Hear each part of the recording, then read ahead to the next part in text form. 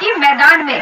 और सूत्रों से पता चला है हमारे राष्ट्रीय स्वास्थ्य मिशन के सभी कर्मचारी बुलाने वाले हैं एक खास मेहमान को, और उस खास मेहमान का नाम है चंदवा बैगा। भाई, हम सबसे पहले हमारे राज्य के मुख्यमंत्री से आग्रह करते हैं कि वो हमारी मांगों के लिए 2 शब्द कहें। मुख्यमंत्री जी, मोदी की गारंटी, मोदी की गारंटी।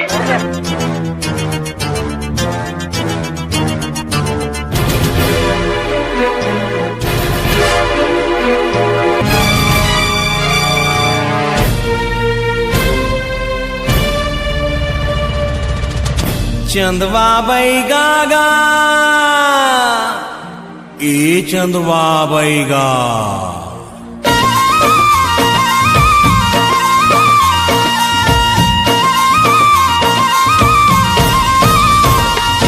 हे चंदवा बैगा, जांजगीर के चंदवा बैगा गा।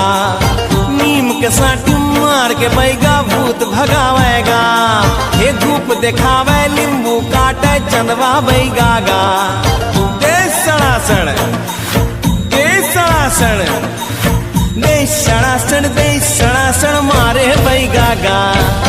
नीम के साटी